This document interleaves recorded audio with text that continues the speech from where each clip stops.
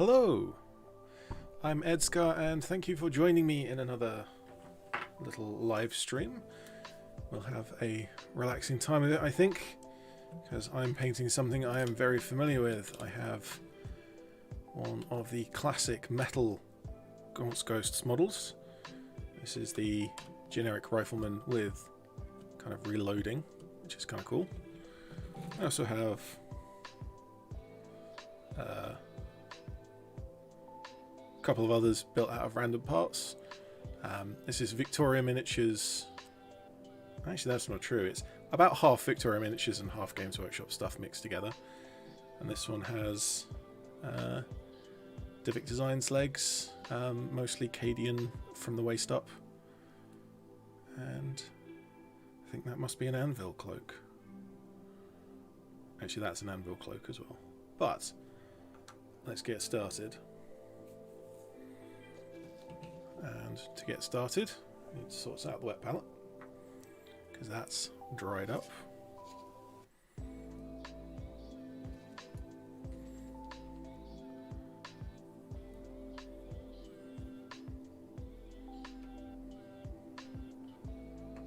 And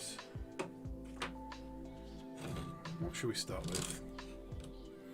As you can see, I've base coated the greens, because I had a little problem with my my other green. This is an old one, and it's a little smelly, so I'm not using that anymore. But I thought, whew, yeah, that's going in the bin. I have another dark green, actually, also a Revell aqua color. So that's good to go. I could get started on the uniform instead, actually. Fill out all the base colours, kind of thing. Yeah, I might go with that. Where's a brush? I had a brush around here somewhere. There we go.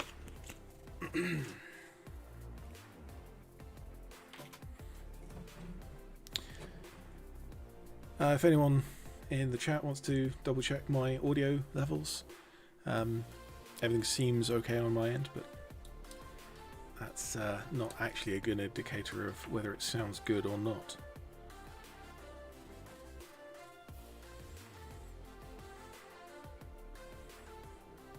My sharp brush.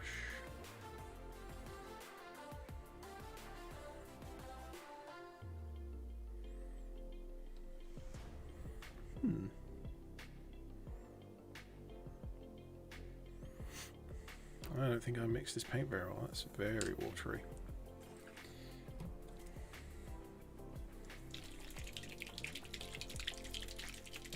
Sounds it as well. Anyway, let's get started. Let's get some paint down. In record time, it's only 6 minutes past.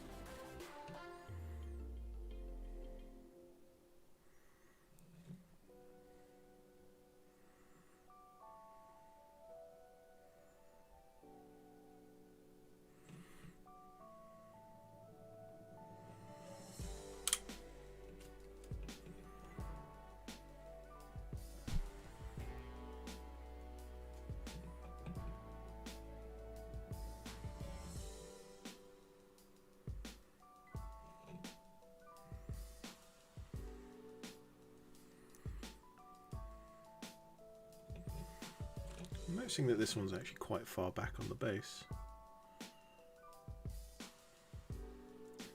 It's a metal model with the old style slotter. So pretty much universally any round slotter base will have the slot off-centered. And generally speaking, not always, generally speaking, it's better to put the models so that the kind of the bigger side of the base on, like, the wherever the slot is, there's more space on the other side, and you put that towards the front. And that is what I've done here, but in this case It just seems further back. I'm looking at it on the camera, it looks absolutely fine, but maybe it's just my perception of things.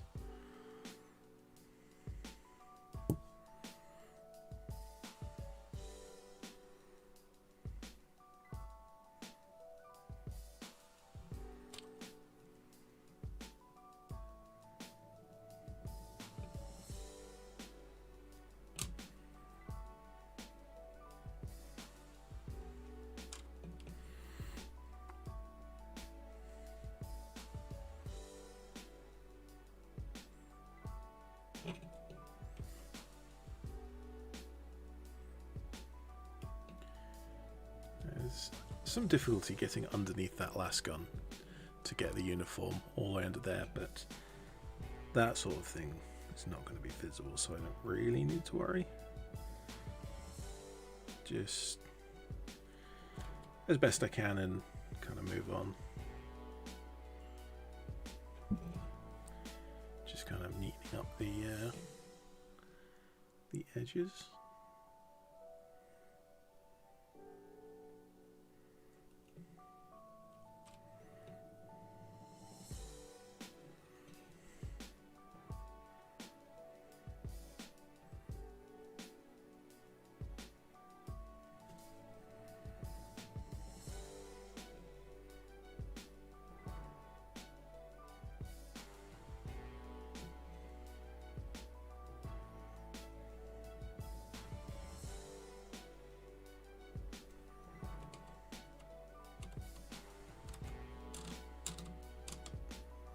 Yep, that looks good on the... Hello, Levon. Ooh, those symbols are not ones that I know how to pronounce. But hello from Russia and hello back from England.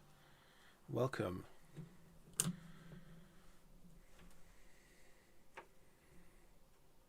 Where did I put my tan? I've got some tan here.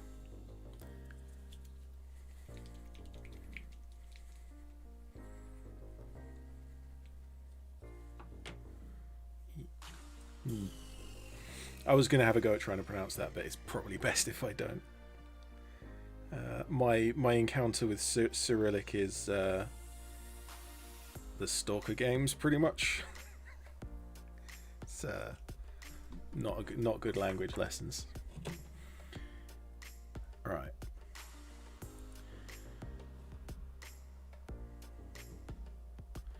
That needs some water.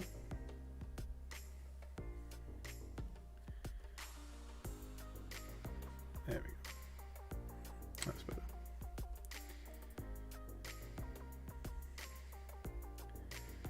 So just base coating the skin with tan, because it's fairly light color, and the Tanith have fairly light skin, so that's going to work.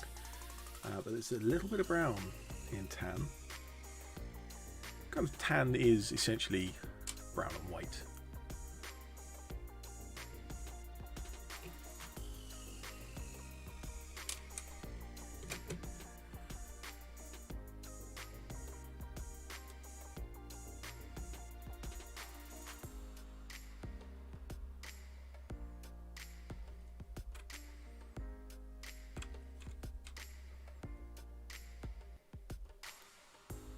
And it gives a good starting point. There's actually a bandage on here, and I might just give that a bit of kind of old-fashioned kind of light fabric, tan and white. And given that I've got the tan here, that's convenient.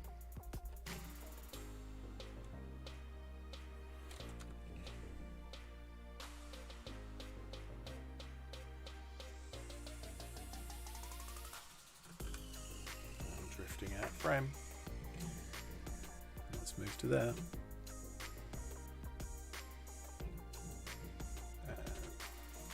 Get the focus back. There we go.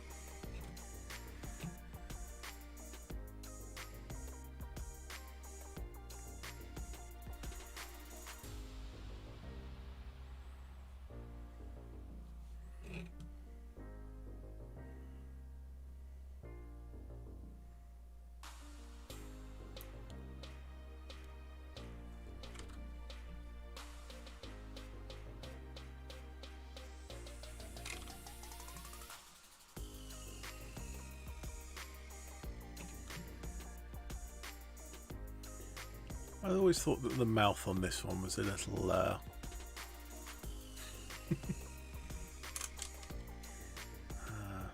little under refined in comparison to the others from this set.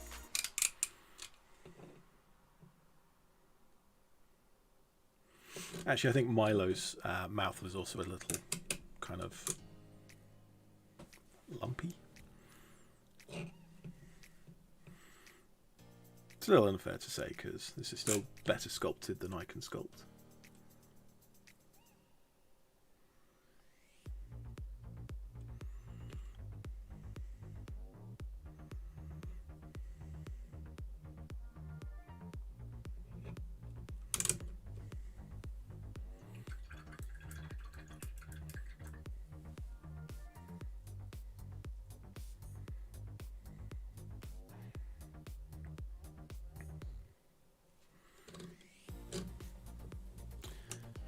Should we do brown hair or black hair?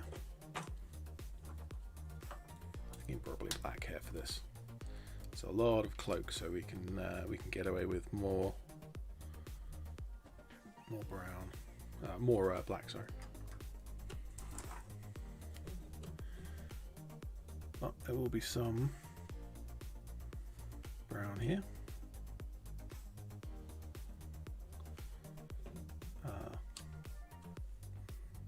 The rifle stock, the bayonet, and the pouch. It's pretty much all the brown on here.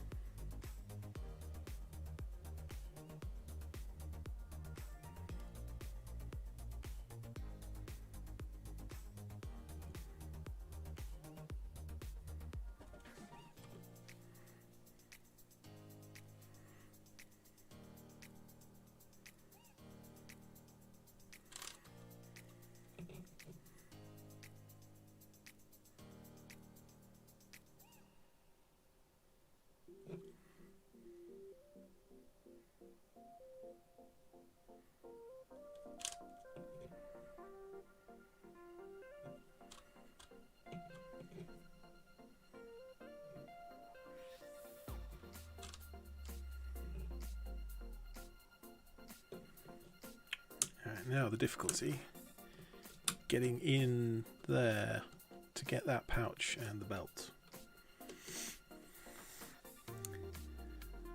Let's give it a go at least.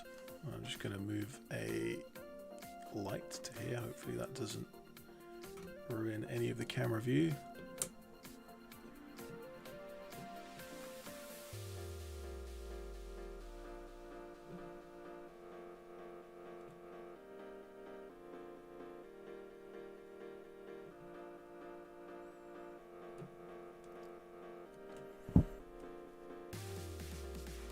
Wasn't too bad of a sense.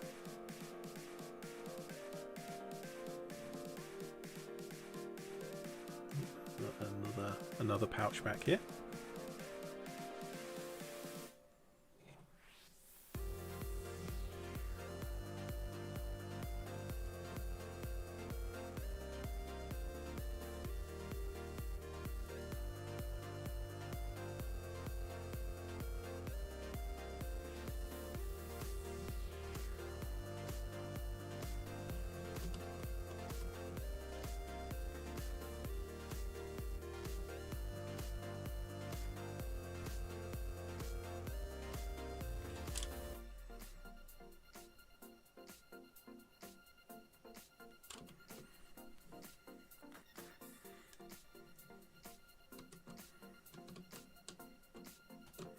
Yeah, that's a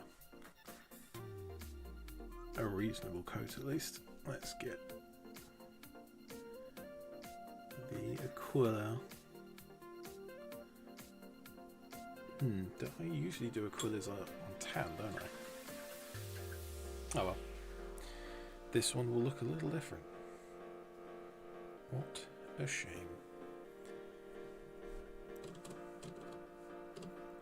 So let's do some highlights.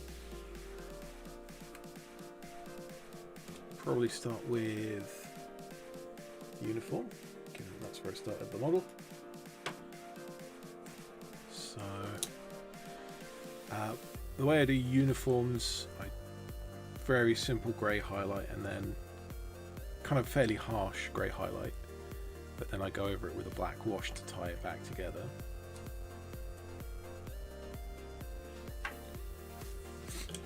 I think that's the only wash. Yeah, it's the only wash I regularly use on the Tanith is for the uniform.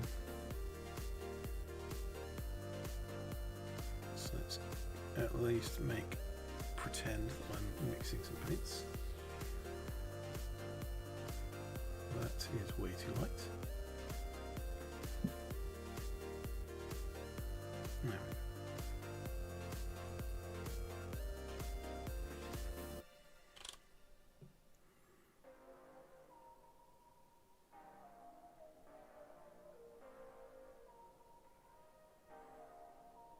And just trying to favour the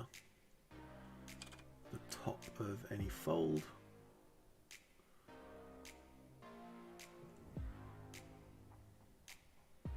All kind of the edges of larger areas, not really an edge highlight, but it kind of sort of is.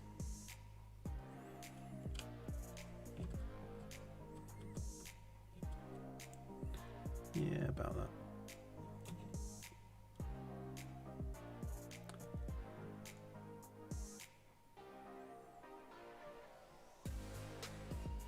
I think I want to pull that back a bit.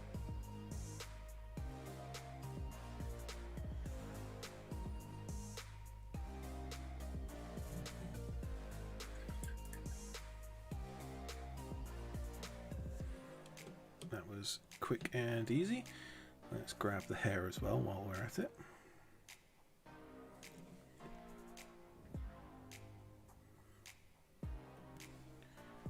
Okay, I swear there was some black in this mix. There we go.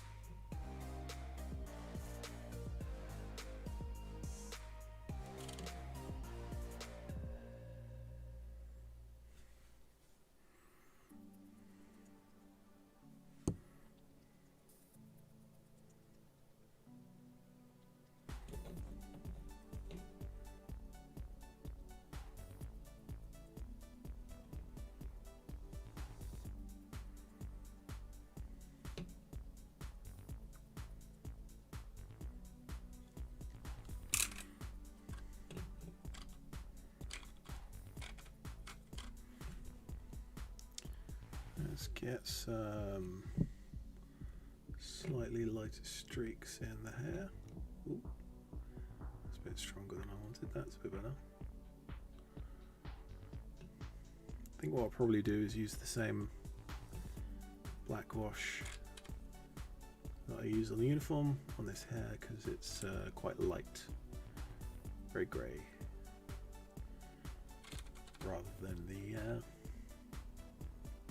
black hair, but that still lays out the tones how I'd want them. Yeah.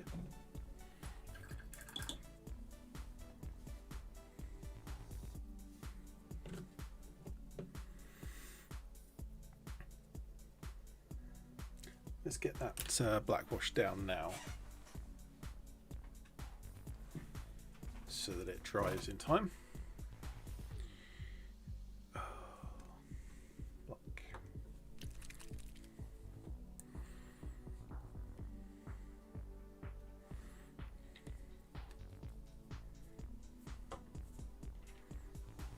And don't want to use this brush for washes. Let's get my old brush.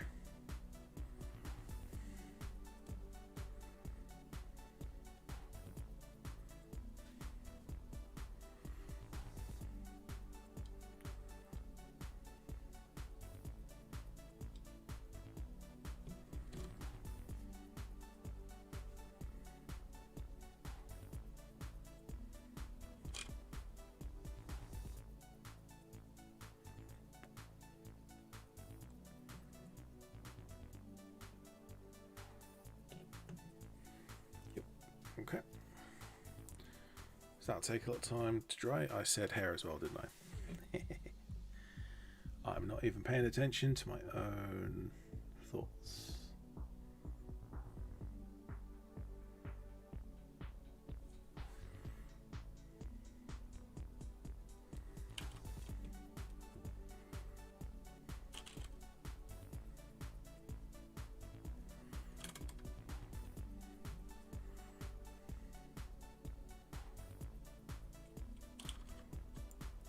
That's probably going to look pretty good when that's dry, or at least I'll pretend that it will.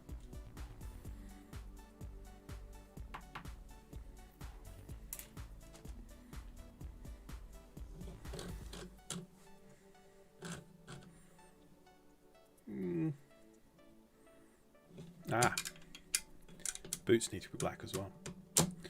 Or should I skip ahead to the cloak? No, let's get the boots out of the way.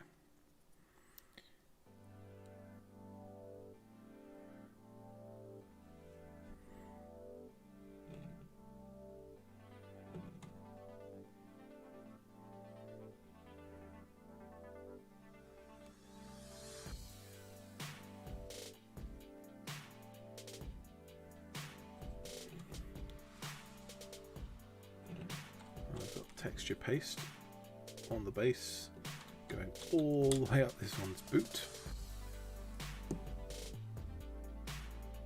Good show.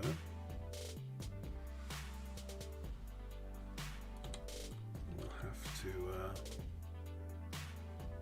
paint that in when I paint the base.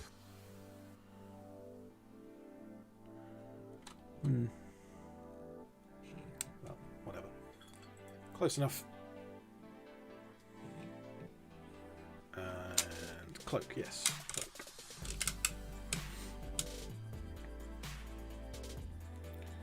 So, like I said, I've got some of the old green that I use as a base coat for my cloaks on there, but it's running very thin. No matter how thickly you apply it, it's very kind of washed out. So let's put on some darker green. I mean, I'm pretty sure I can just paint in the shadows here with this darker green, and then just go up to my lighter green for the highlights, and it'll look well enough.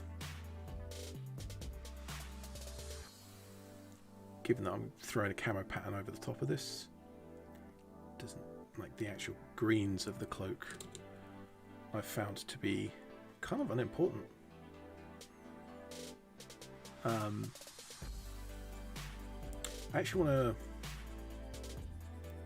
I'm not sure how to really present this, whether it's kind of video worthy or just something as an aside, but I did accidentally paint a model. I was painting in a batch and I missed this step on the cloak. So that particular model has just a completely flat green with no highlights, no shadows, and then the camo pattern on top. And you sort of can't tell. Put that model in a squad with some of the others that I painted, and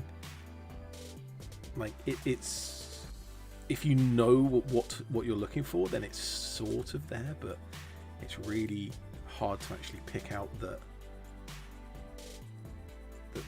the shading underneath the camo pattern is any different.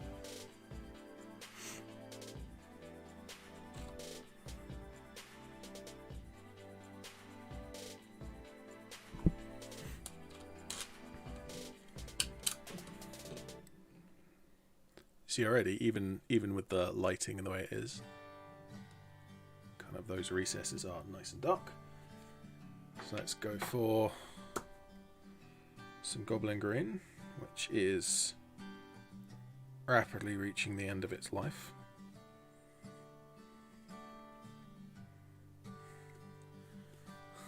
So I've got a mixing ball in there, but even so, it's separating out, it's going lumpy.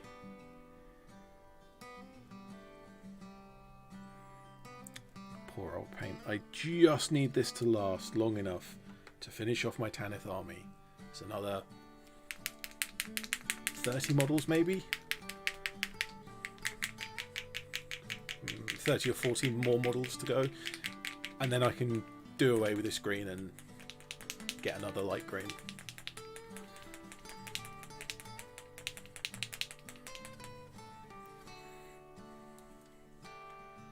But yeah, once it's mixed, it's got some life. It's got some life left in it. Hopefully it's got enough life left in it. We shall see.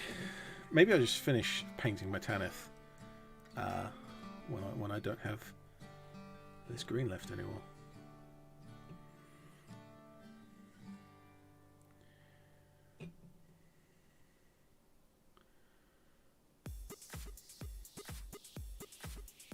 That was a harsh transition in music there.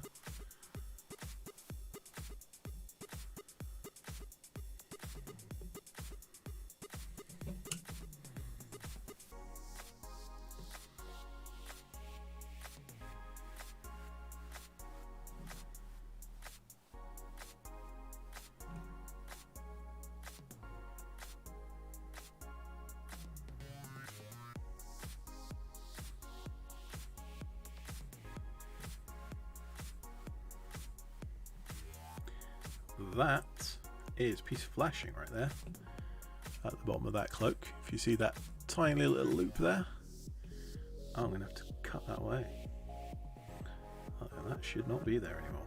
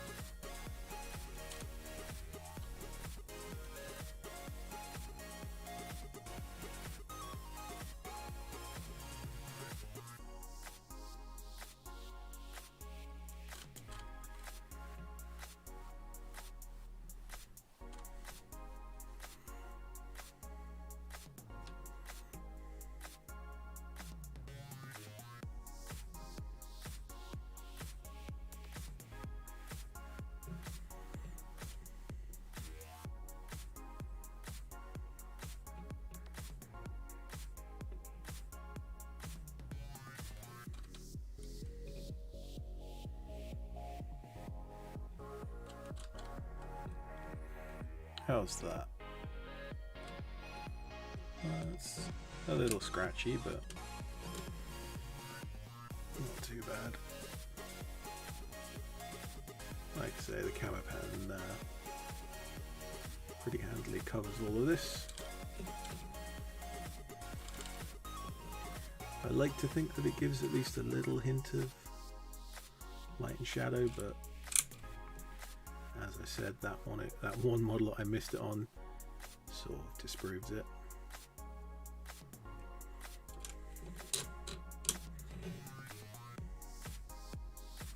As long as the general overall tone is right, that's all it needs. Yeah, there we go. That's the... I was about to say that's the cloak done, but no, that's not right. The greens for the cloak are done. Uniform's done. Right. Probably need to try on some metallics.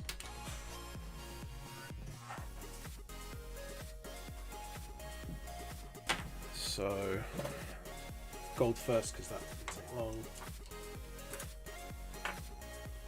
Actually, there's not much metallics on this model anyway, so it won't take long either way. I'm just beating my microphone with my brush there. Are you seeing this? That hair coming off of this. I trusted you. This used to be my main brush. Oh, focal range is down here. There we go. This used to be my main brush, but it can't really hold a point. You can just about get it to the point, but it only lasts for about like half an hour to an hour before it's just a crown. and you can't get it back into shape after that. Right. That's too much on the brush. That's a little better.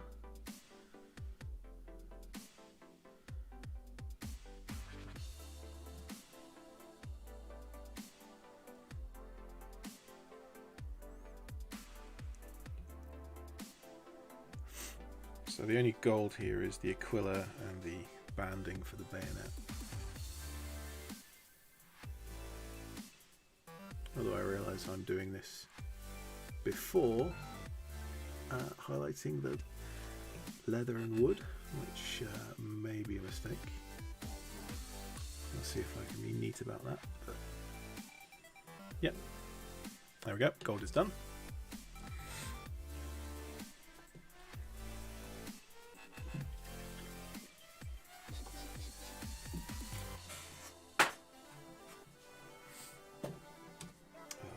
Do have my light brown out, so probably do that highlighting.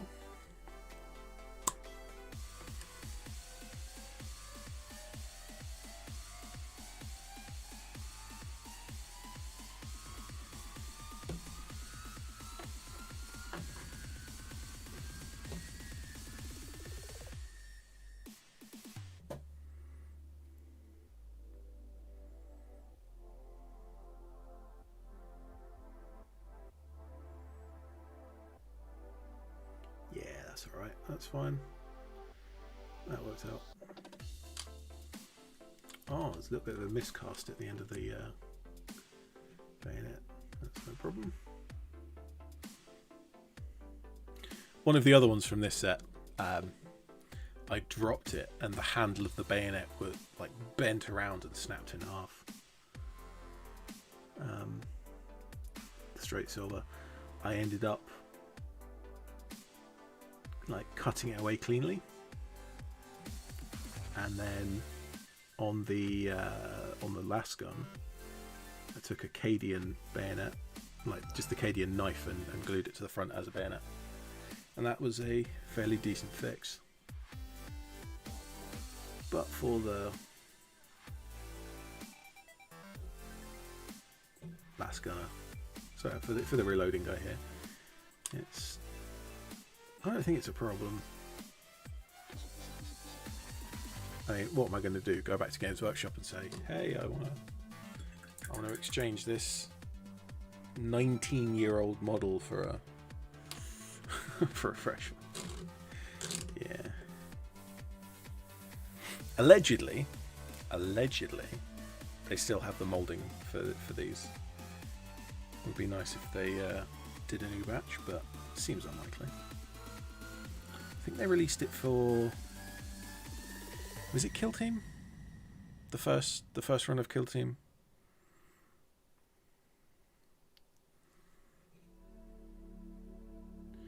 Because I have seen the metal Gaunt Ghost models in Kill Team packaging, but I wasn't mini painting at that time, so that completely went past me. There's a decent 15-year section where the nearest I got to mini painting was every time a Gaunt Ghost book was released, I'd buy the book. I wasn't actually painting at all in the meantime.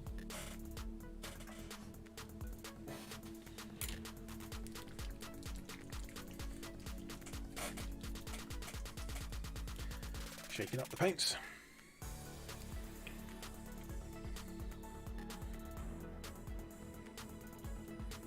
Right, let's get the skin done.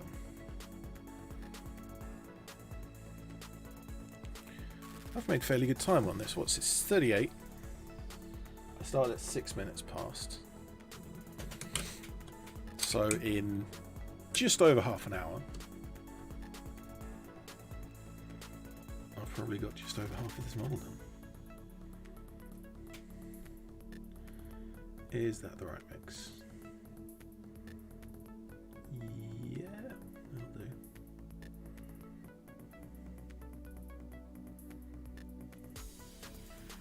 do. I just realised I moved over to this this older brush to do the metallics, and then I haven't moved back. Actually, I haven't finished the metallics.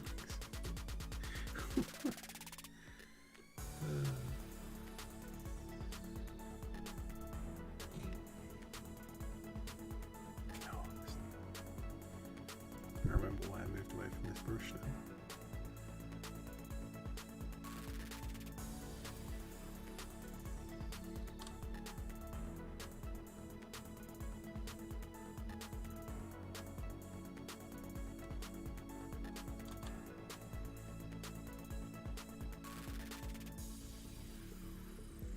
I'm not having a good time with this left hand here.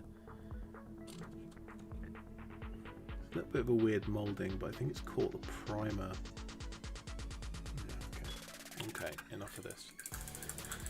Just getting skin tone paint all over the Lascan here. Let's do the metallics.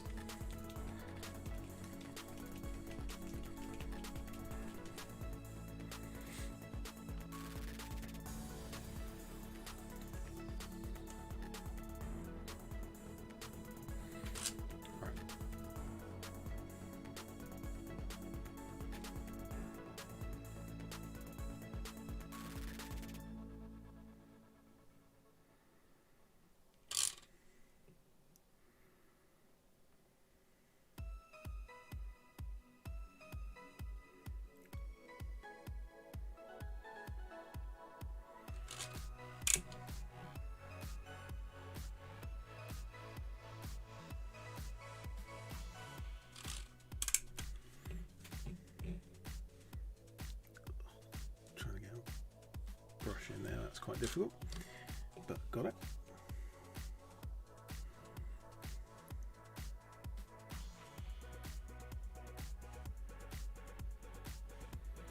Okay, let's also get a lighter silver. Do a quick bit of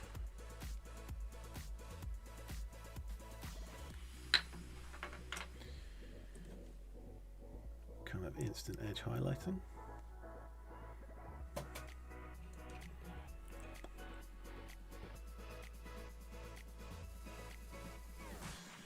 Hello, Grandpa Werewolf. About half an hour, nice. Yes. I have actually timed myself with, well, not actively timing myself, but I record a lot of what I paint. And I have painted some of my ghosts in less than half an hour for one model. I usually it's 45 minutes or an hour.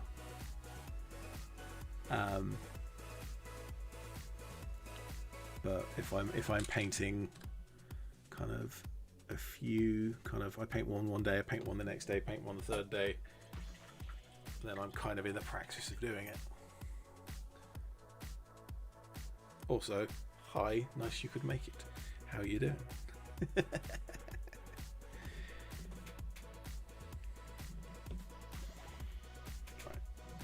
Do away with that brush now that I've done metallics.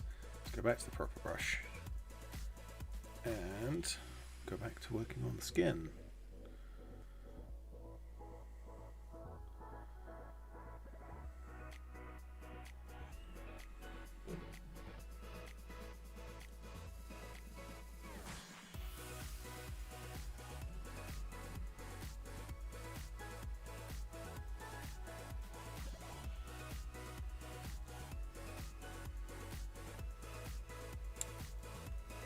Yeah, I kind of don't think there's much saving this skin, short of stripping the model and starting again. I've done the damage. I just have to stick with it now. Oh well.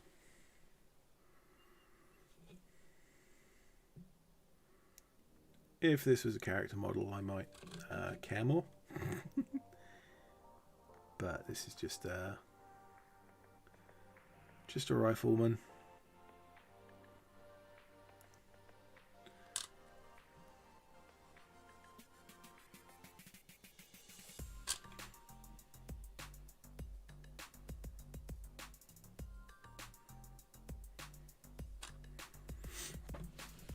I actually have whole squad, thanks to Grandpa Werewolf in the chat. Have a whole squad coming along. I'm not sure if you've seen my Instagram post earlier today. I think I posted twice today. Yeah, I must have done, because I posted about the live stream. But yeah, I did one for the video, and then since then I've done a few extra. I need to sculpt all of the cloaks on. I kind of want to do a sculpting live stream, like just doing the Milliput sculpting, but kind of having the gloves on makes it more difficult to like go back to the computer if I ever need to, for whatever reason. I tend to not need to, so it's probably not an issue. Probably. I might give it a go. Next week might be a sculpting live stream. Actually, next week's probably going to be not 40k stuff. It's going to be bolt action stuff, because I tend to alternate. But after then, I might do a maybe. I need white for this bandage.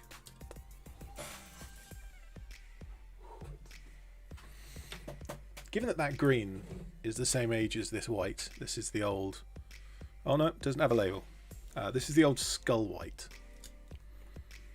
And I mean, it's starting to separate, but it's actually still really smooth all the way through. And so, we'll just put it up here next to the grey.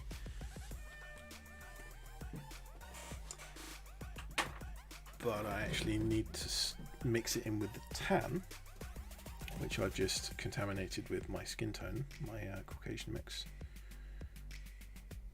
I can go to the other end.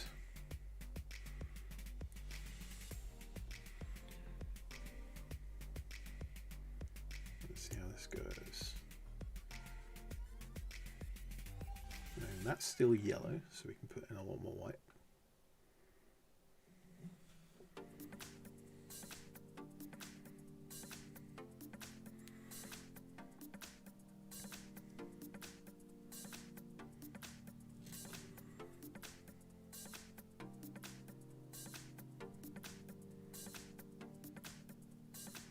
That looks identical to the last.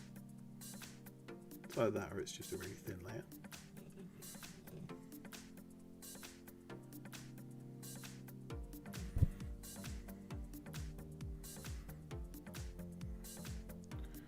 Mix in some more white. And we get, oh, yeah, starting to get to nearly white.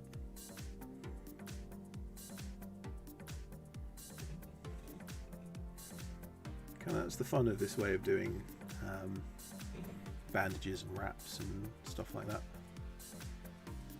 is that just trying to get the right mix and going layer by layer, you end up with a pretty good effect. And this white is nice and thin to begin with, so mixing it with something thin in pigmentation terms, not in dilution terms.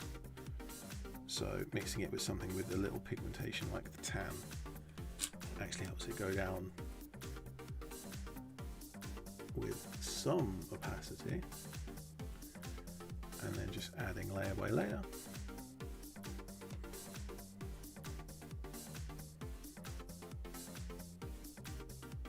Really nice effect. Wow, Grandpa Werewolf says, most of my paints are still hex pots. Response to sculpting, good idea. Looking forward to the next campaign and battle against Paul Alien. It's Paul Allen, not Paul Alien, but Alan's sort of... Oh, yeah, Paul Alien, Alan's... Oh, I read that so wrong, sorry. The Horde of Chaos. There is one more battle report coming, and you'll be happy to know that it's already uploaded and ready to go. It's just getting the checks, and it will be going live on New Year's Day, of all things.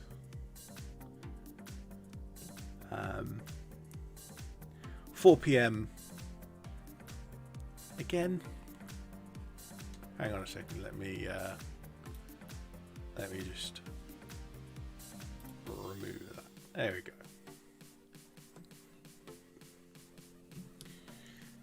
Yeah, so battle report coming on New Year's Day, and that'll be the last 40k one that we do. We are hoping to do a bolt action battle report as well. I played a couple of games of bolt action, which actually means that I've played more bolt action than I've played 40k. 40k 9th at least. I just realised since I got the white out, I may as well do the eyes.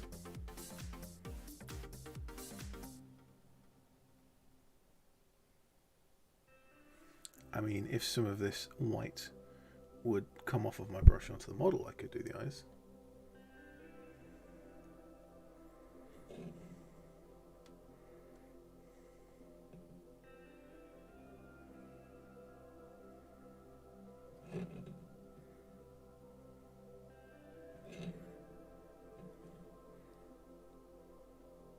Another one?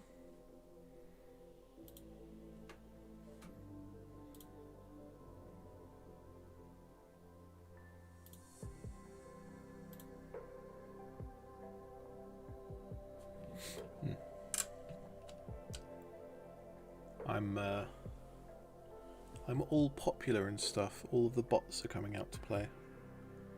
If they could at least, you know, watch the live stream, I get another view, but they don't.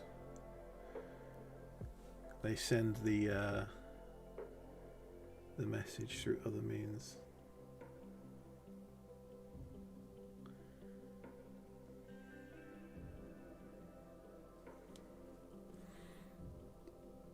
Those aren't the worst eyes I've ever done, but they're not great. They're not great. Oof. Right. I think we get a bit of an edge highlight on the last gun, and then we do the cloak. And kind of that's it. That's done.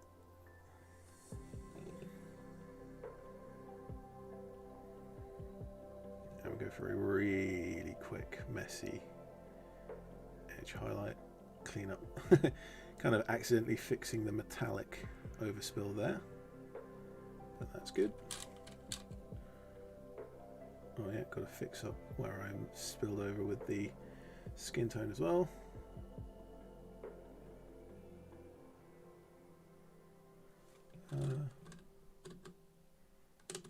Yeah.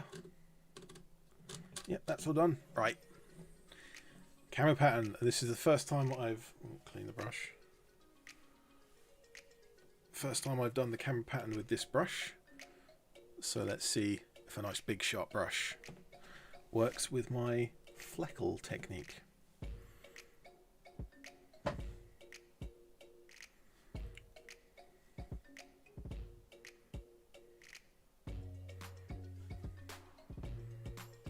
If I don't have too much water on the brush, so that it's actually paint and not a wash. Oh. There we go.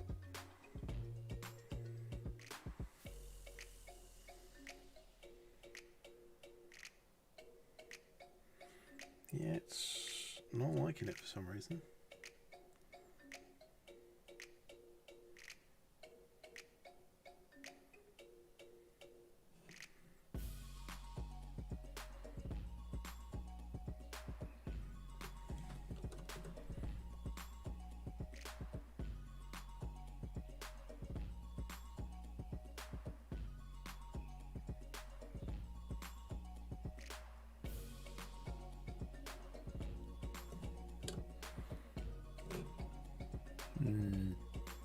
I'm not convinced. It's close enough that I'm going to at least do this whole cloak. But what I might do in the next model is actually use the old sharp brush rather than this one, because this one just doesn't like staying sharp, being poked like this. I mean, that's probably what killed. There, it's a bit of flashing off of the bottom of that cloak. Don't want that. It's probably what killed the old brush. Actually, is all this fleckle work.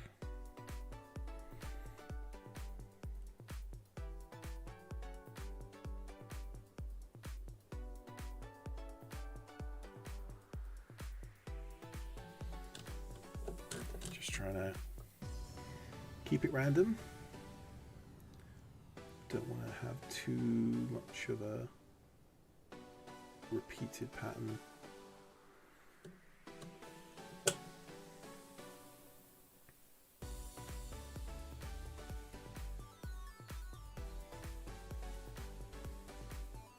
Oh yeah, of course, the one that's hardest to see came out the best. Kind of in the back of the cloak there. For some reason that looks good. Just my luck. Right. Let's get one on the collar this side.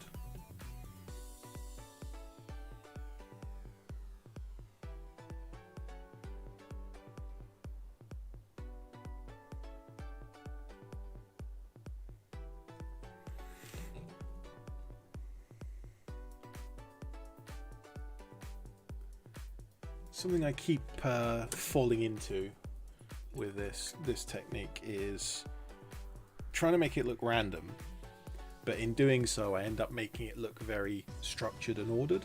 Like, I've put a black patch here, so I can't put another black patch here, and I have to put one exactly this distance apart, and it ends up having too much of a pattern.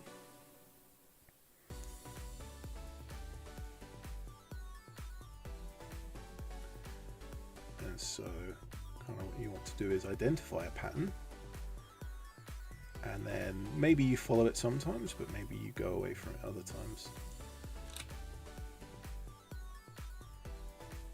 Right, one thing particularly I like to do is not have patterns end on a line, on a fold, but then sometimes I will end a pattern on a line or fold.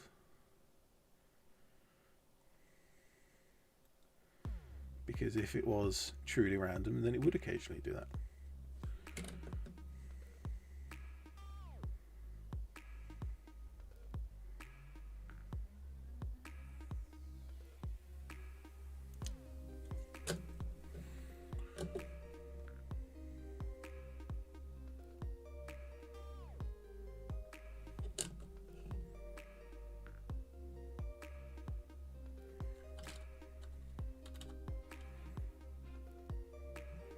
Now on the light on there. Let's get that shoulder.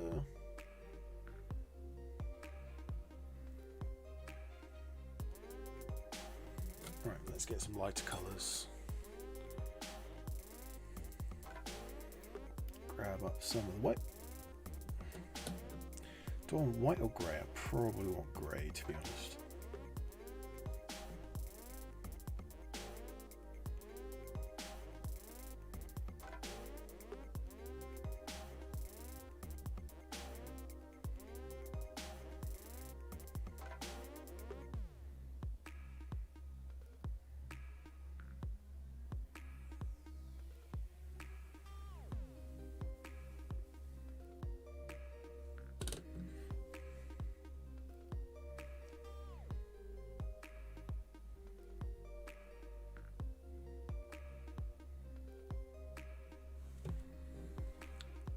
Grandpa Werewolf says the brain orders random from the hands. It's like, yeah, whatever.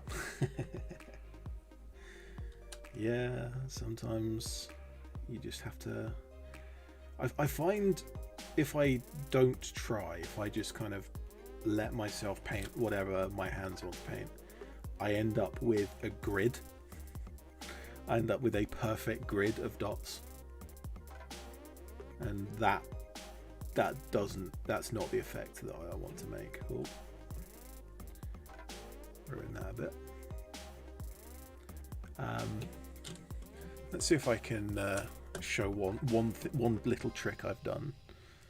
Is that if I make a few spots in a place, rather than trying to draw, like if I want to make this bigger, rather than try and do dot dot dot dot dot dot dot dot dot to expand out, because if I do that, I'll make a grid. I'll make like even lines.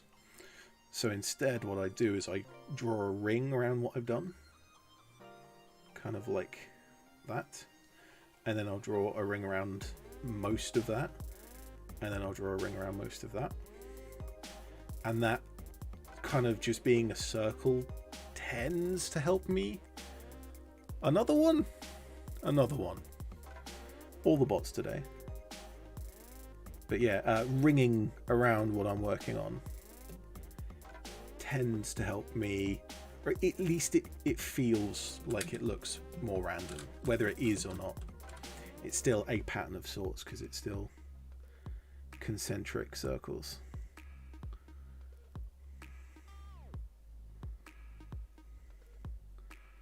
You know what? I'm starting to like using this brush for the fleckles as well, actually. It is working quite well.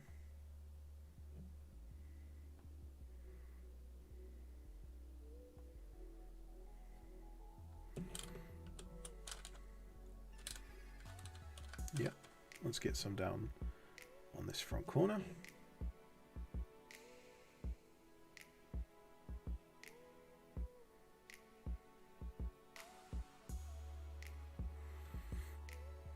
And yeah, that's good. Move on to another light color, tan. Light brown or tan? Let's go for... I've actually run out of light brown on my palette, so let's go for tan. That is how it works.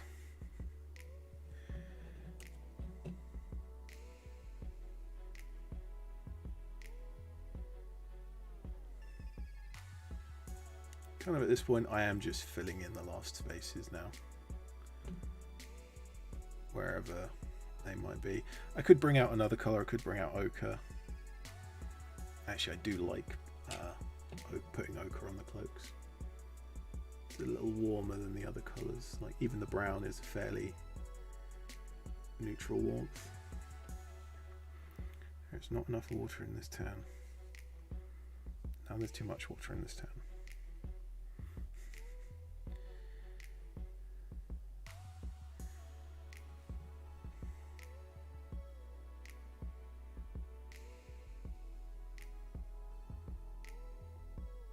Is so close to being a disaster, but I think as long as I'm really careful about placing these, they will look nice and bright tan. That works well.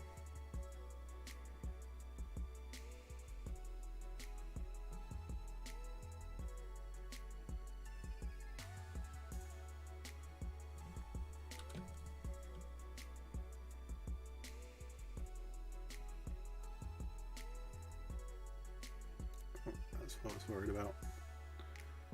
It's just the brush is opening out and leaving a much larger droplet of paint rather than a nice little fleck. I think singularly it should be fleck. That's looking good with all that tan.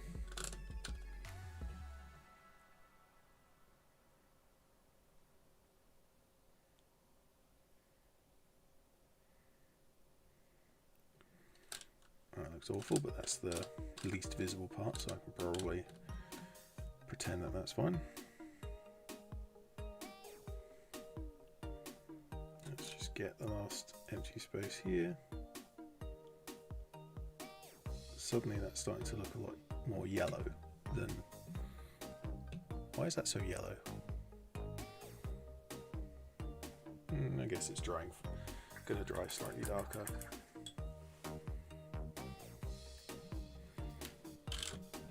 Well, that in pretty much spot on an hour.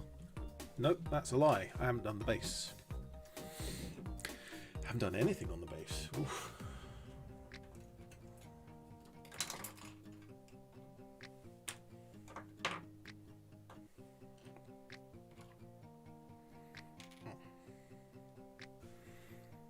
Alright. Finish up all the brown on the wet palette. Let's get... Oh, I've moved, so I'm now out of focus.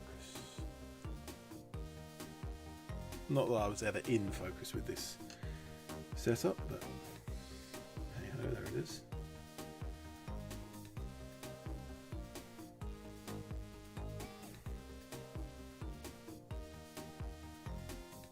There is not a lot of brown left on my wet palette, so I pretty much used it all already. There we go.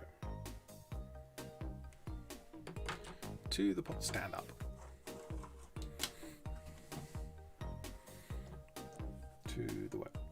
To the hard palette.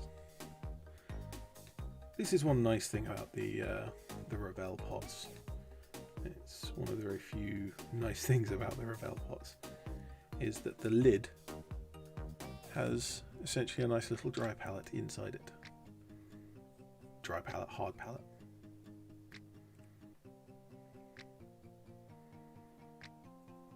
So for little bits like this,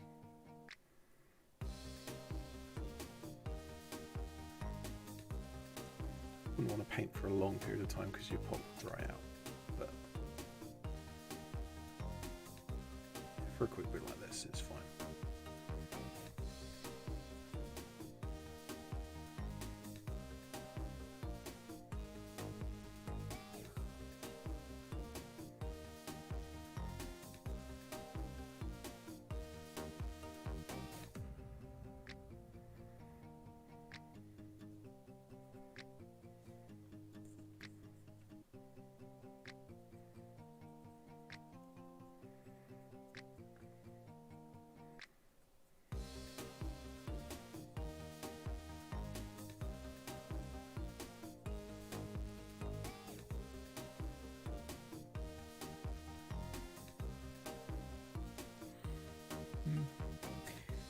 Probably will stop doing bases on stream because you can't really see what I'm getting up to here.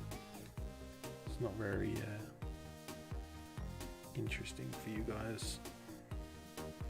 But I've started this one, so at least I'll finish this.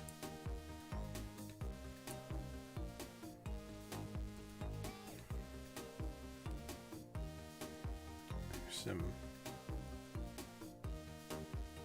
parts of this that quite get brush into, but yeah, close enough. That'll need a dry brush and then a second coat on the base rim, but otherwise that one is done. So let's move on to number 2. Let's see how far I can get with this.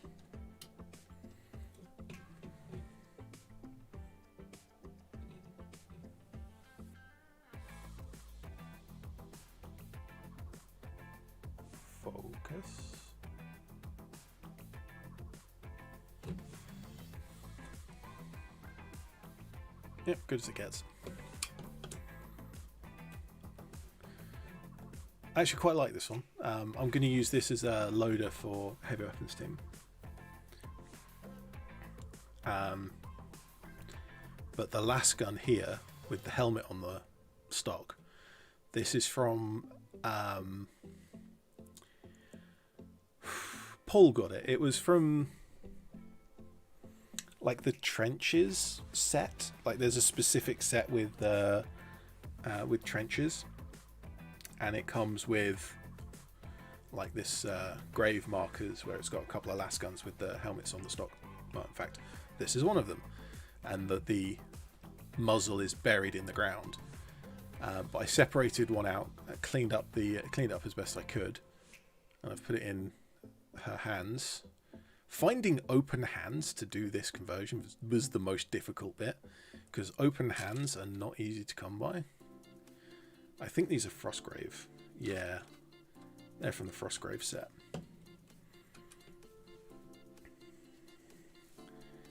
but that's just a fun little conversion, holding up the helmet, trying to get someone to shoot at it so you can find where they are.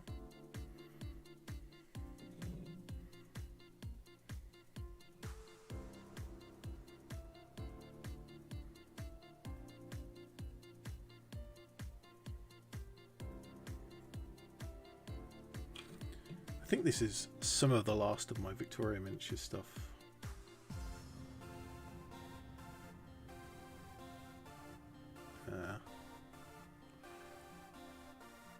Was it 12 models? No, it was I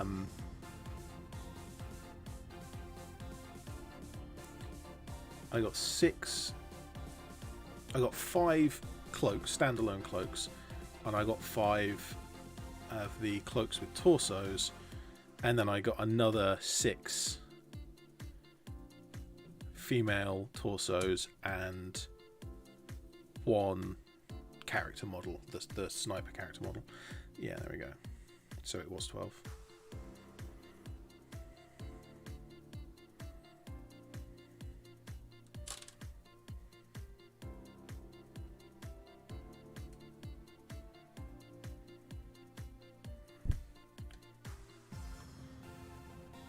The black paint here is running thin. Maybe I won't need to worry about doing the highlights, just because it's grey primer. I have tried just utterly cheating with this and doing the black wash directly over the grey primer. It's a good effect, but it's not what I'm after for this army.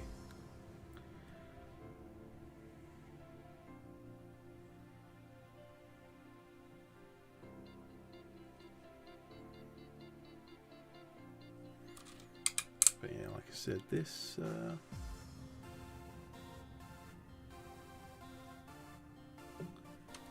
paint's going down kind of thin.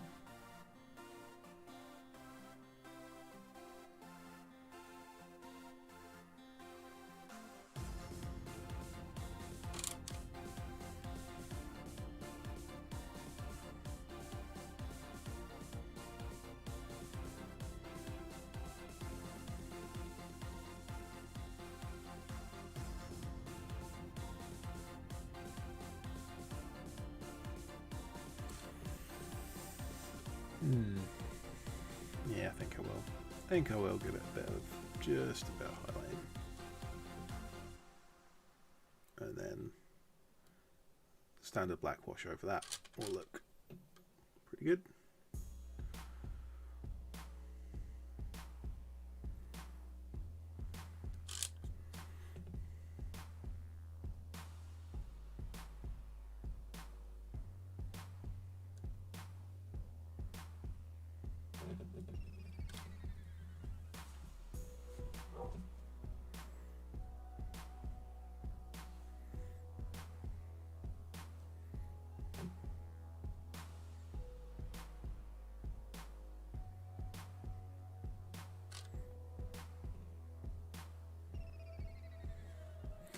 Anyone in chat has a subject of discussion, feel free to ask questions or pose dilemmas. Hello, Foxymits, how are you doing?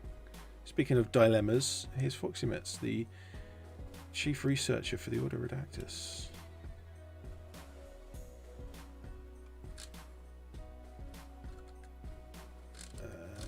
Yep, that was good. I missed the boots.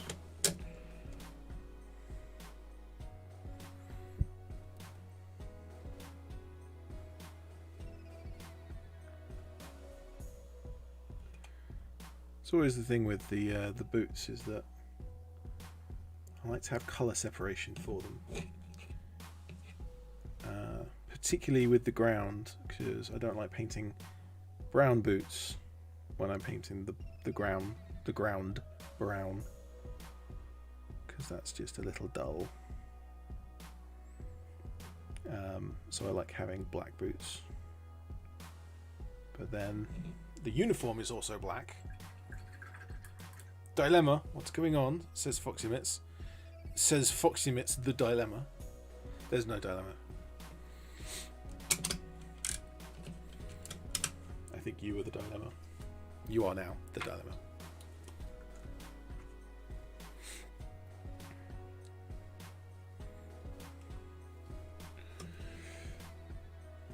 Just realised the helmet also has to be black, so I needed some more.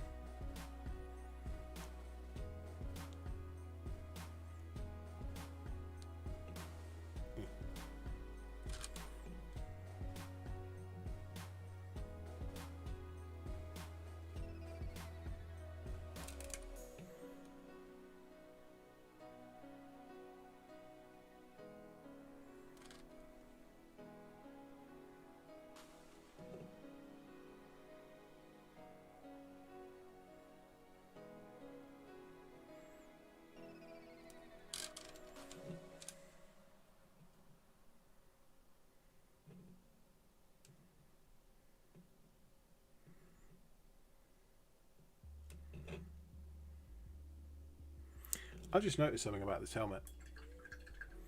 The other Cadian helmets, like the Cadians when they're wearing a helmet, let's get. So they've got these cheek pads and chin strap. But on this, oh, I've done it out of the light. Let's move it like that. There we go. On this, it's got the body of the helmet, but it doesn't actually have any of the like the straps or the cheek pads, which is odd.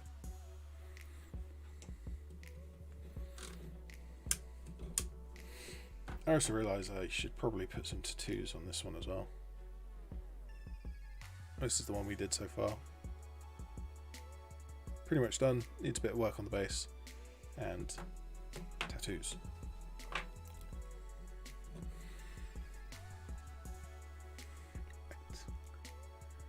Black wash on the uniform.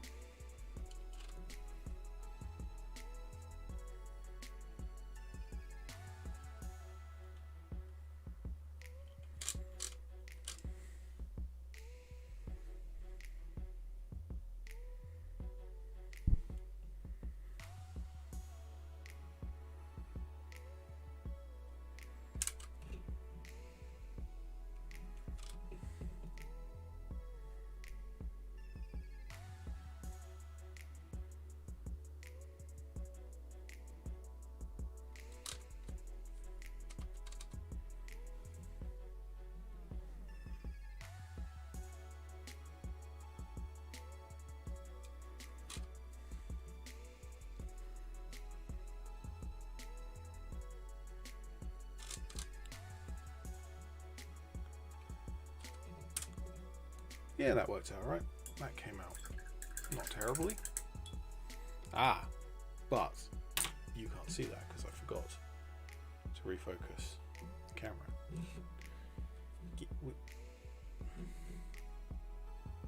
Yes.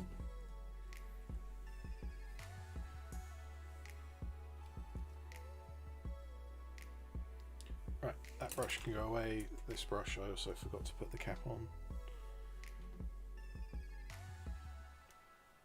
Right, good brush. What do I paint next? Let's get some of the browns out of the way. Yes. Actually, I should probably do the metallics before I get the skin done, because it's going to be hard getting underneath here once the skin is painted.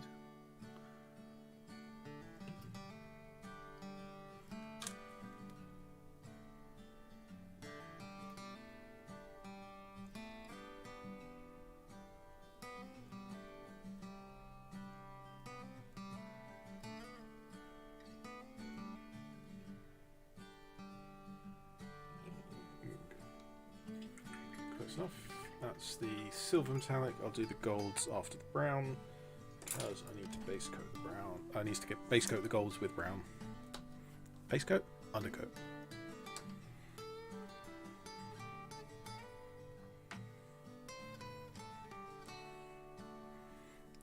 If I suddenly go offline, it's because my power has failed, because that was a flicker.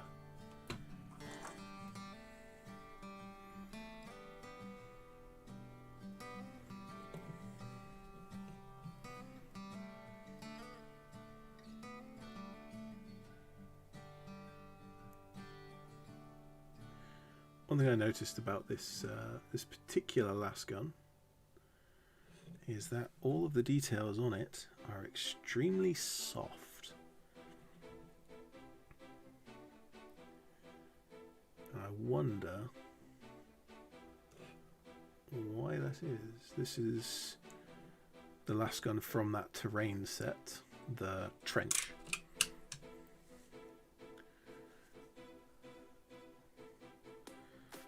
There is a rumour going around, I have not found any official confirmation either way, that the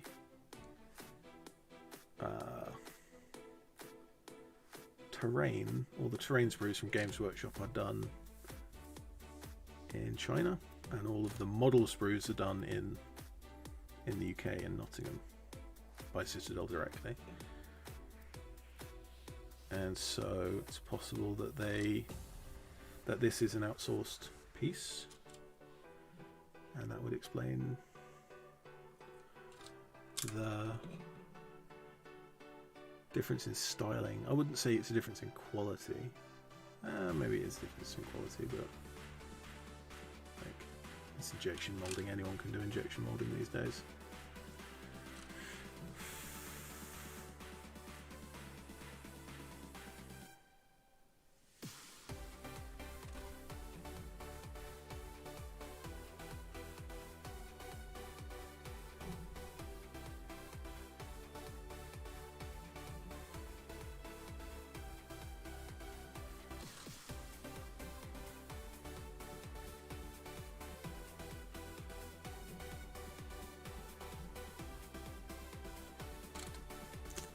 I've just noticed a backpack. So this is one of the Tech Wasteland cloaks from Anvil Industries, and as such it has techie bits on the back.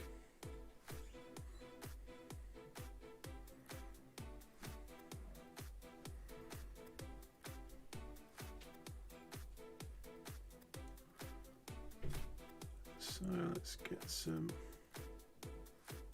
metallics down on that. Pretty sure that's a fold in the cloak, so I'll leave that alone.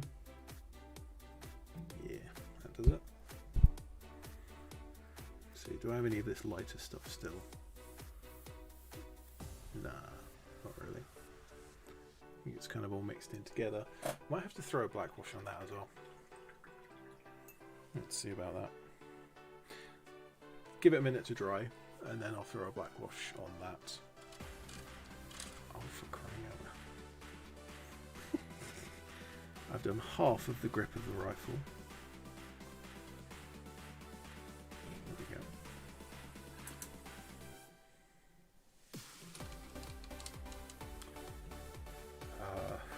Next step. Shall I do the rest of the cloak while we're waiting? I think that is a good idea.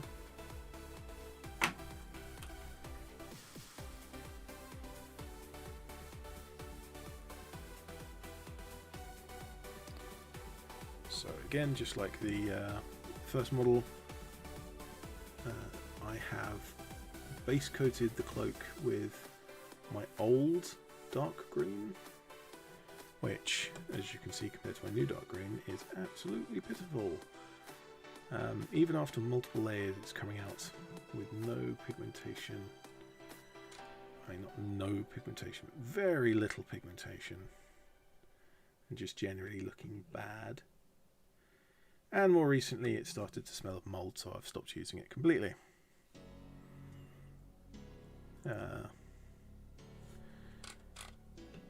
just throwing on some of this other dark green. I can fill in where the shadows will be with this darker green. And then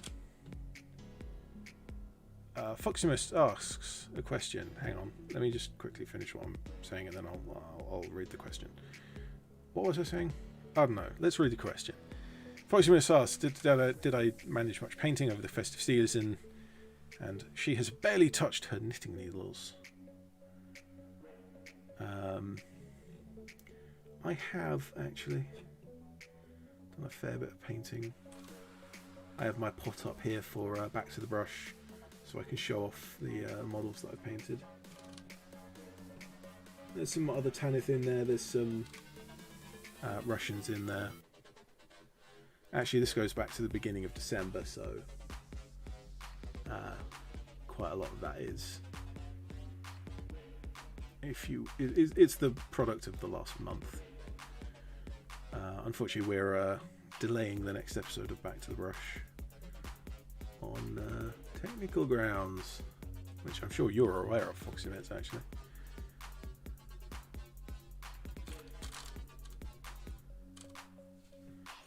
Alright, let's get some of this lighter green in.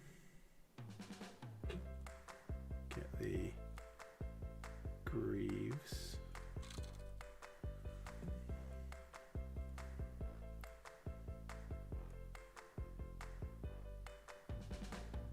Yeah, that's close enough.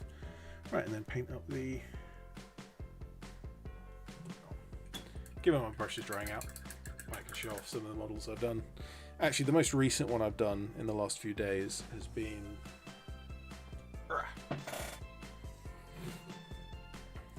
my BA64.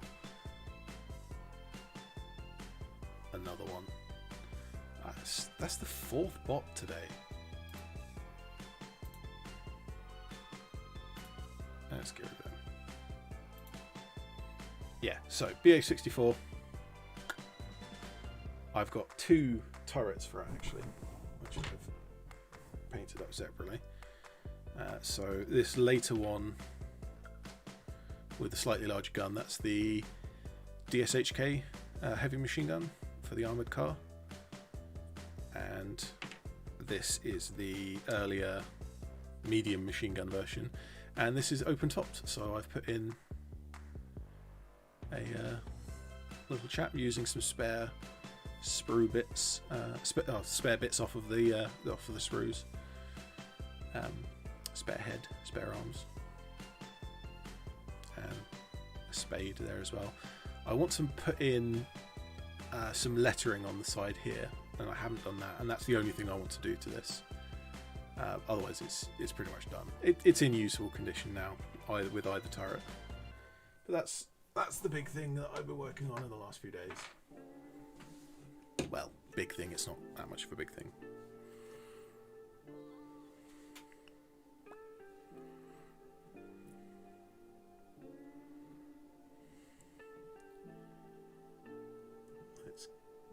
Go back to highlighting the cloak, which I seem to have watered down the paint too much. Disaster. Absolute disaster. Utterly terrible. Can't possibly paint like this.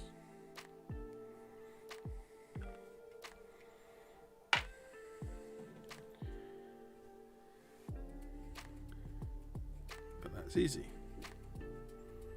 Given that it's a mix of two components. If it's too thick, add water. If it's too thin, add paint. And there we go. Coming along nicely. This kind of has a very... I haven't done a good job of blending the shadows to the highlights there. It's a bit stripy. But as I said before, the highlights and shadows in the green of the cloak doesn't actually matter all that much because the camo pattern kind of obliterates it all.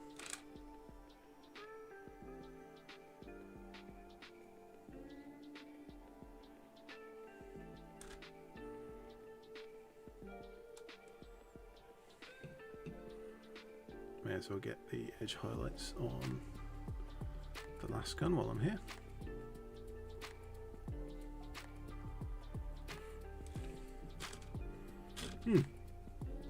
I've just realised I forgot to give her a straight silver. That's an oversight. An oversight I seem to keep making. I may have to do a big going through of all of my Tanith. It's probably when the army's done, I'll go through everything and make sure that every single model has a bayonet, because Tanith can't be seen without the straight silver. Werewolf, Grandpa Werewolf says, open topped, excellent, can spot for mushrooms along the roadside. Yeah, yeah. Absolutely. Right, gold. Which is over here. And then I can put this. Or frozen roadkill. Anything to fill the stew pot, absolutely. I mean, roadkill and mushrooms.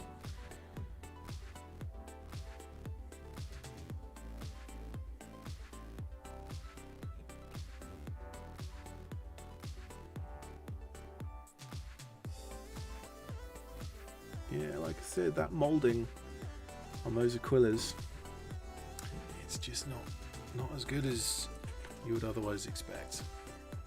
Right, let's get rid of this brush. Go back to the proper brush.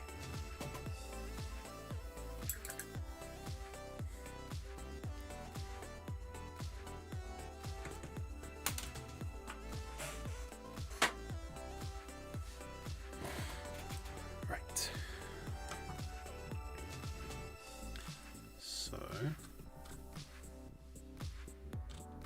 I've got the camo pattern to do on the cloak and the skin. That's pretty much it. I think this model's getting close to being done.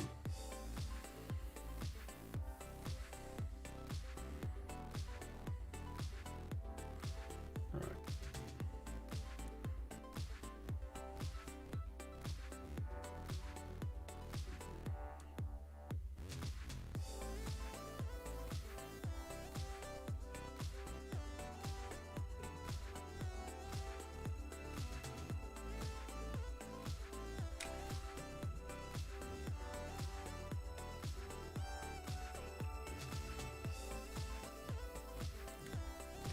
Was way too watery. I'm going to need some more paint here as well.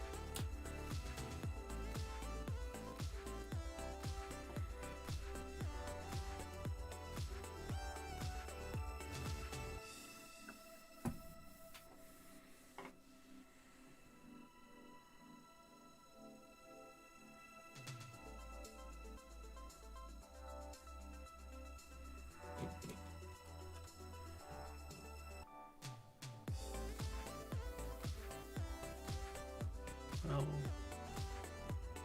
that helps. Let's see by how much.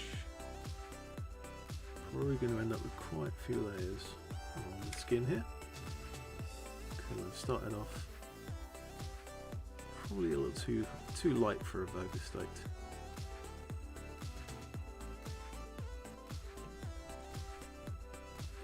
That said, I do like having quite a bit of variation in the skin tones of my various armies, so having a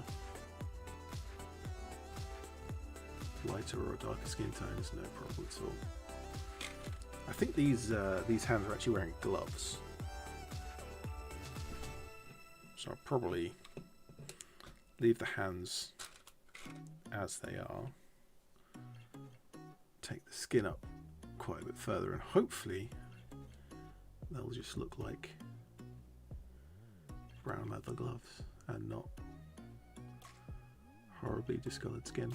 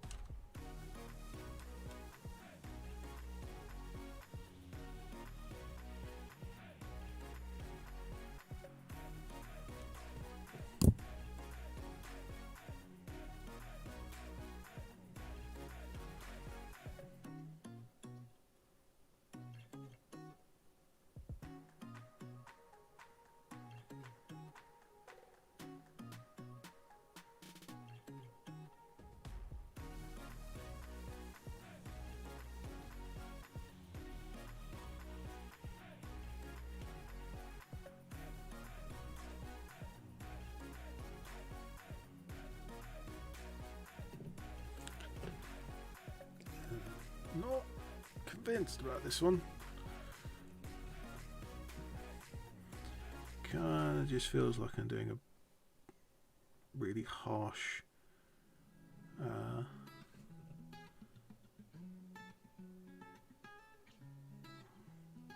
painting style here.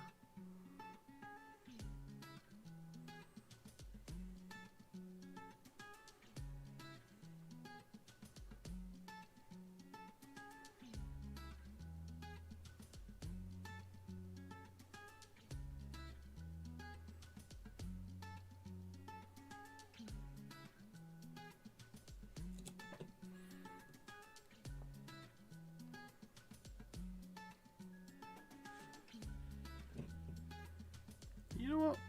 I think that's alright. I think that's okay. Let's get the eyes on.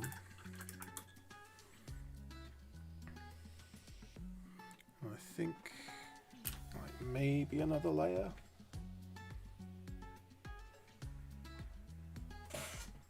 Right, eyes first, decisions later.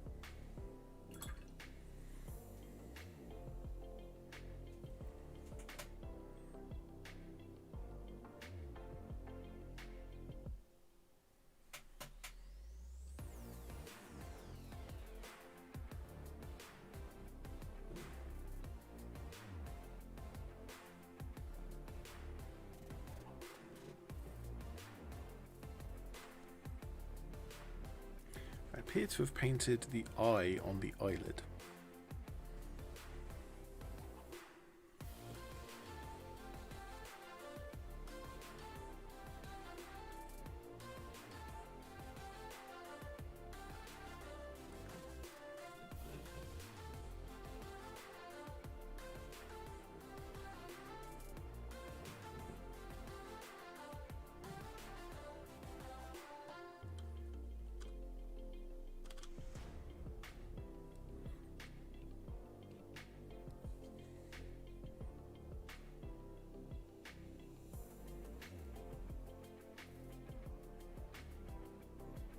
What does chat think?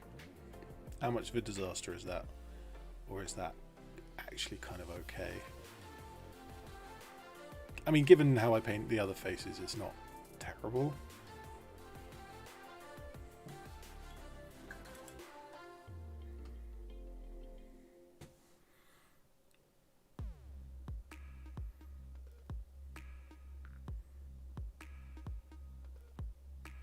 Yeah, I think it's okay. I think it's alright.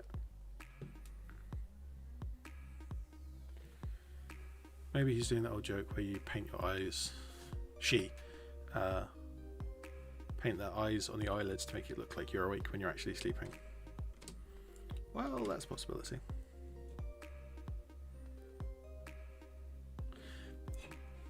I don't think it's as bad as I'm... Focus, focus, focus, focus. Nah.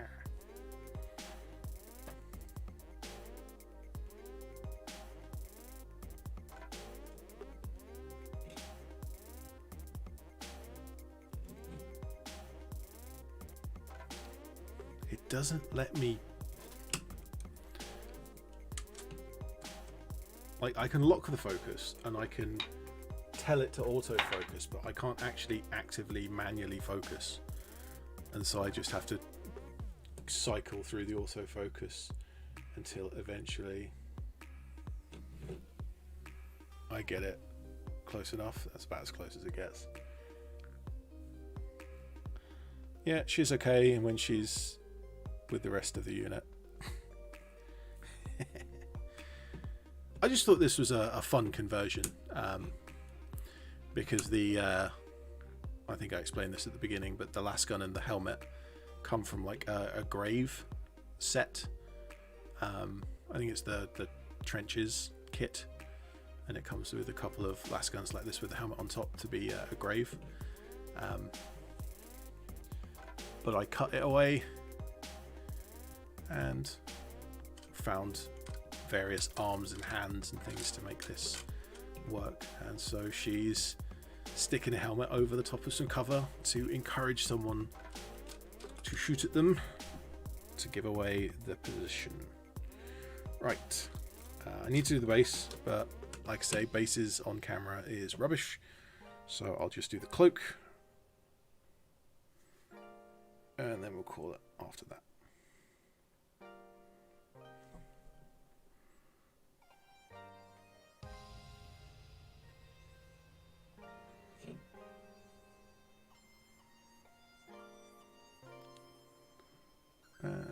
Fleckle, speckle, lots of dots of varying colours.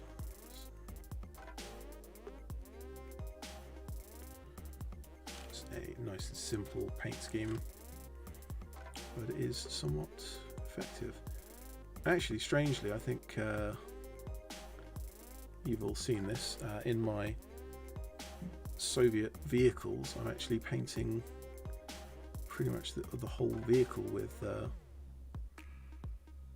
similar sort of, not similar, but with spots, but just in a different style, like black, orange and grey, to make it look like damage. Black is damage, orange is rust, and the silver or the grey is exposed metal.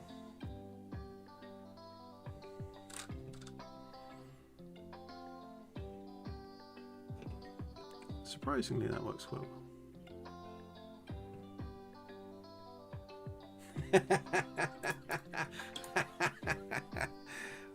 Grandpa Werewolf says, troopers, they're lucky to have their eyes painted at all. Yes, well, quite true.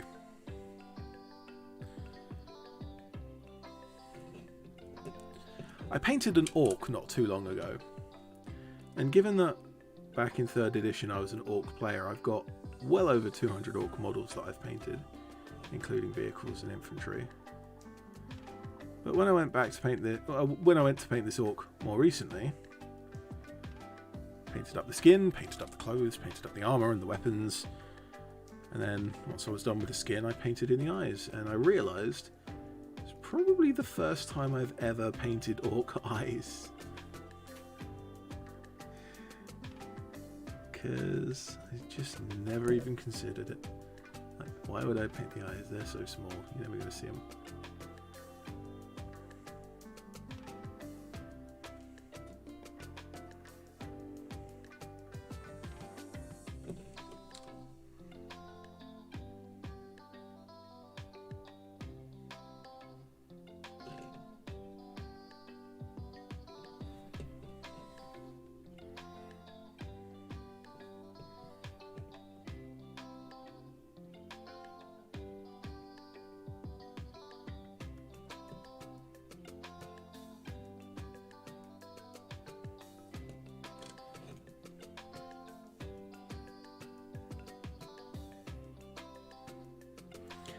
I've noticed I do have to be a little more careful when well, not careful, but a little faster when painting smaller cloaks like this, because she's kneeling. Obviously there's less cloak. I think this is the smallest cloak I got from Anvil, but because it's so small, there's a lot less surface area, and so if you're not careful, put in all of these colours of paints and you kind of run out. of space before you run out of colours. And I do like having 4 or 5 colours on the cloak. I think that's exactly what I've done. I've got black to go, but I can kind of put black over the top of other colours. It's not really a problem.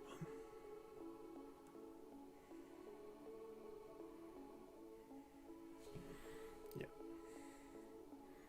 Right. Black.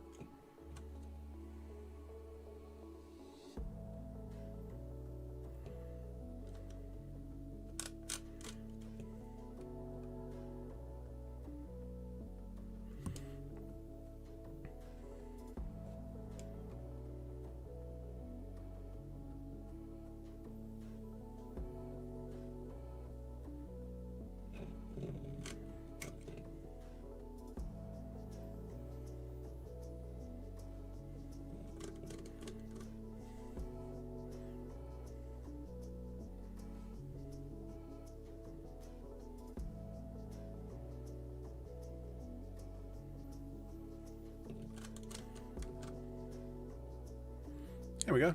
That works well.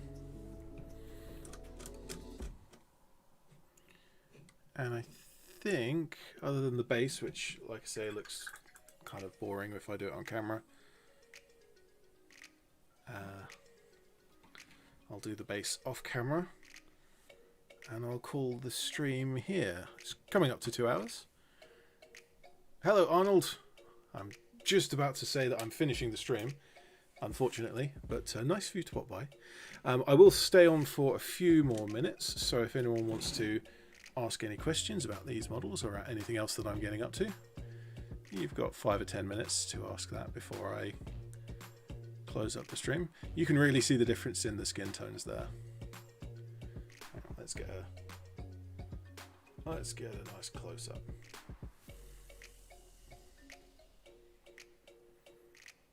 Let's not get a nice close-up. They look awful. Particularly this one around the neck. I don't know what happened there. But, yeah. I actually think she's got the better skin tone now that I'm looking at them.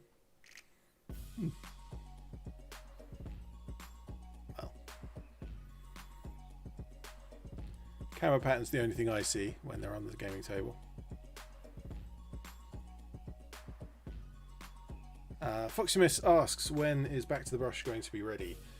The current episode of Back to the Brush, kind of what should have been the December episode. Actually, no, that's not true. What should have been the November episode is stuck on a hard drive of a broken computer. So, what we might be doing, and I haven't got confirmation about this, so this is not absolutes. What we might do is film a different episode and release it in January. And then when that computer is fixed enough that we can get the information off of it, we'll release that episode as the next one, maybe the February episode. Or we wait and hopefully have the computer fixed and we can get that episode up late. Either way, we're carrying on Back to the Brush. It's not going to stop us, but it's just going to be a couple of months delay because of this computer. It's a little unfortunate. It's a lot unfortunate. It's a very expensive problem as well. But we'll get through it. So Arnold Degans asks, how is the army getting along? My Soviet army is getting along wonderfully. I have a whole bunch of Soviets that I've painted up. Here is a BA-64, it's my latest model, and some infantry as well. I have even painted up recently, and this is going to be in a video hopefully in January, This is a medic for my Soviet army. So she's looking pretty cool. Yes, I know medics aren't supposed to have pistols, but they're the only model in the entire army that uses pistols, so I may as well use the model. The other army that I'm working on, which is probably what you were asking about, is my Tanith First and Only. They're coming along really well, actually. I've got, I think this pushes me up to about 80 models that I've painted for the Tanith. I'm going to get to 100 models, and I'm probably going to leave it there. I've kind of done everything that I want to do with the Tanith. The big reason why I went, why I've been doing videos on the Tanith so much recently is that I liked the idea of working out every single possible way there was to do cloaks, and I've kind of done that. There's a few more improvised versions that I want to kind of look at, but all of the big proper ways of doing cloaks that you can do for a whole army, I've looked at them individually. So all I really need to do now is organize myself to write up the comparison video, because I want that as a kind of resource for the community kind of thing, where I say, okay, here are all of the different ways of making cloaks. Here's what I think about them. Here's I think this is good or bad because of these reasons, and I prefer this one. Other people might prefer these other ways. Stuff like that. So there's 20 or 30 models more that I'll paint, but I'm not really doing videos on them individually because I've kind of done, there's nothing new to be said about them. And it's just the conclusion I need to do.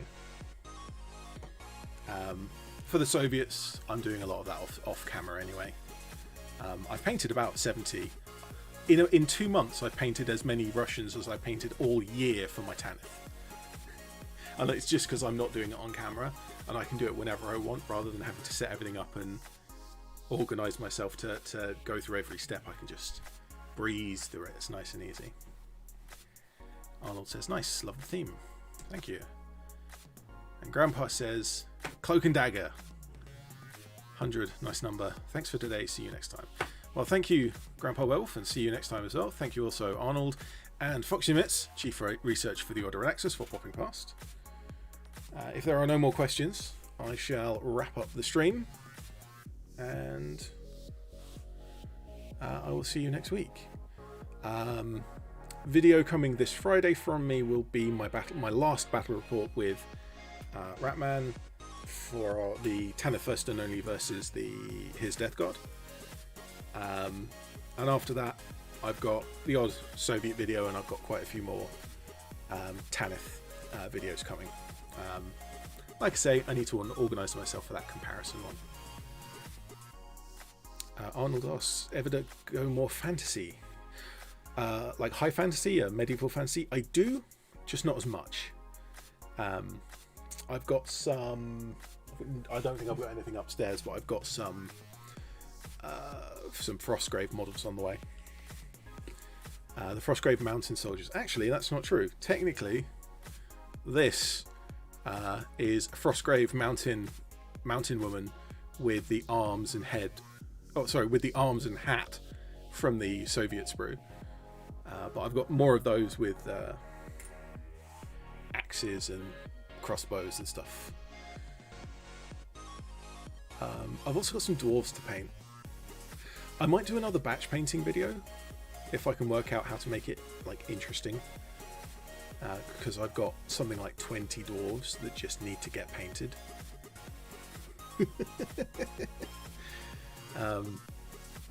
Yeah, I built up I had it was an old Warhammer Fantasy Battles regiment of dwarves. Had them in box for ages, and I had no reason for them, and I forgot I had them for a long time. But then we were playing, what was it? It wasn't Dungeons and Dragons. It was the rules were very similar, but it was something else. Dragon Age. It was the Dragon Age roleplay game, and we were going to the Dwarven lands So I wanted to have a whole bunch of dwarven models, and so I dug out the box. I remembered I had it, dug it out, built them all with different weapons, so they're all completely different. And then, kind of once I'd got them built and I'd started to think about painting them, 2020 started, and COVID-19 and all that kind of stuff got in the way, and so I kind of haven't bothered to paint them. But if I can just knock them out in a batch, because I don't like batch painting, but if I can make it interesting for a video, it's worth doing. And that would be kind of fun, maybe. Or it would be an absolute horrible chore, but it might make an interesting video at least. Anyway, I'm rambling. I've said everything that I need to say about this. I've painted a couple of models today, and more on the way. And I'll see you next week for another live stream, and I'll see you on Friday for that battle report. But I'm ED-SKaR, always will be, and thank you everyone for popping past, and I will see you next time.